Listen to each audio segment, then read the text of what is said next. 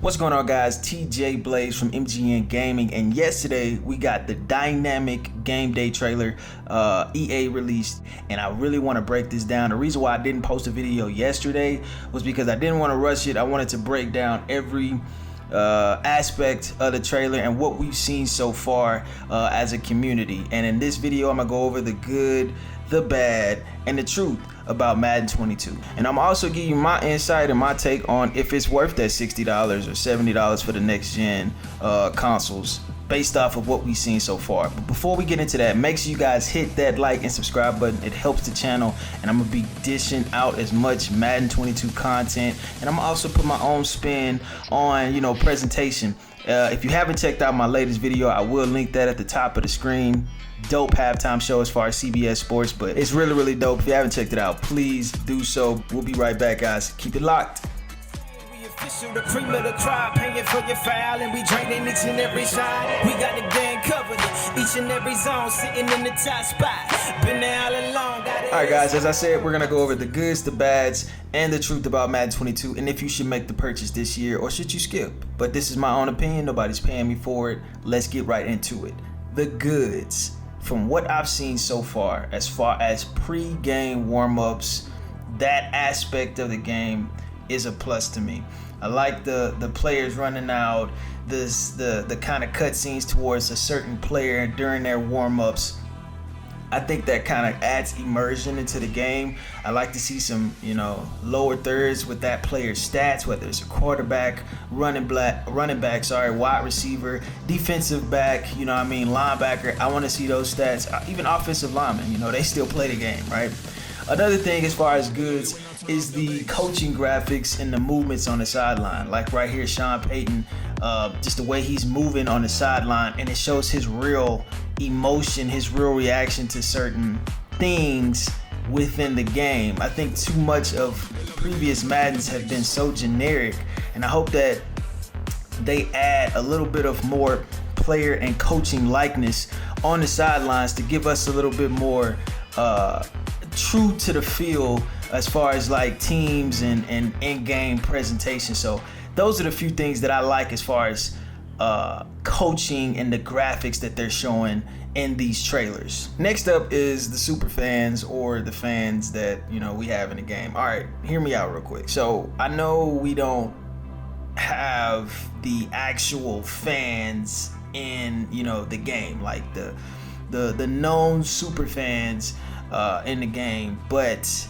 to me, I think this is a very it's a big upgrade from what we've seen so far in Madden and the previous Maddens. You know, the fans kind of getting a little bit more interactive with the game. Hopefully this ties into the actual dynamic game day kind of momentum shift. Like if you're actually the momentum is shifting, the crowd is getting into it, and you see a graphic or a cutscene of the opposing team showing that, hey, you know, something, I can't hear the play call. That kind of adds a little bit more immersion. So what you're doing in the game is affecting what you're seeing on the field and affecting the cutscene. So hopefully that's the direction that they're going in. Of course, I haven't played the game yet, but I would assume that that's the direction that EA is going in. So I think that's a good thing. Next up is actual home field advantage. I cannot tell you, like, when I actually saw that they were actually putting home field advantage into the game,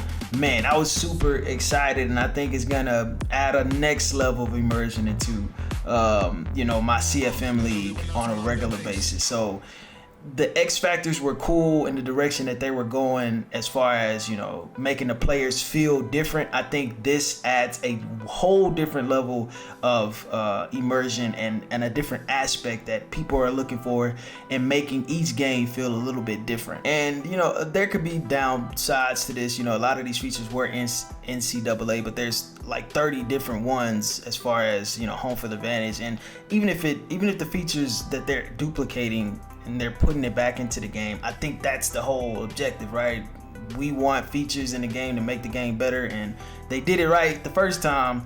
Why not do it and put it into the game on previous or future installments? So I have no argument there. Great job, EA. And finally, the goods is the next gen stat presentation. So they're revamping the entire presentation for Madden, and they're catering it towards the next gen stats. I like this. I'm very I'm like a geek when it comes to like next level stats and stats that, you know, make the game feel different and how to prepare for certain opponents. Now, hopefully this is not just in, you know, CPU versus user games. You can actually see this in online leagues. I don't know that yet, but for them to put it in the game and upgrade it, it's not just, you know, speed 20 miles per hour for each player, but they're actually having, you know, time of sack, what the quarterback's tendencies are as far as throwing deep or short, left or right. I think adding that into the game just will really create a whole level of immersion, and it really just takes us, you know, out of our seats and into a real football NFL broadcast. So really good job, EA. I love what they've done in the future of what they're going to do with this next gen stats. Now, let's be brutally honest and let's talk about the bads. Now, I can make this selection a whole lot, you know, longer, but trying to keep this video under 10 minutes, I'm gonna try to keep it short for y'all. Gameplay, man. Let's break down this Miami Dolphins versus New York Jets gameplay. See the middle linebacker and the outside linebacker? They're in a cover 3 defense. And if I was the Jets in this particular moment, and I'm playing in an online league, which I have one, I would be really irritated that my defense isn't shifting towards where all the other wide receivers. The offense is going to the left, and the fact that the defenders, the linebackers, and you got that high safety on the right, they're shifting to the right. That just makes no sense. The logic, the AI needs to be improved, because that type of stuff really that irritates me when I'm playing it, and I know it irritates most of my viewers. Like the fact that the safety is drifting more to the right when the entire offense is going to the left, all the receivers are going to the left. It's very irritating. So EA needs to, I mean, obviously with live services, they can update the game post launch, but this has been an issue for years, and it's something that they put in the trailer and they're trying to advertise it. So we know that it's not fixed. We know that it's not going to be fixed at launch, but just for them to know that there's an issue with AI and defensive schemes, like there's in real NFL, you don't see 3 defenders going to the right when the entire offense, the entire wide receivers, everybody is going to the left. That just doesn't make any sense. It needs to be fixed. Gameplay, as far as defensive schemes, need to be fixed. People are finding exploits in the game already. People that have the beta, and it's a slippery slope, but EA has to fix it at the end of the day. So like I said, I can make this section a lot longer, but to try to keep this video around 10 minutes, we're just going to talk about that play. So we come to the conclusion of, should you wait till Madden 23 to purchase or to get an actual football game? Should you go ahead and donate that $70 to Madden 22?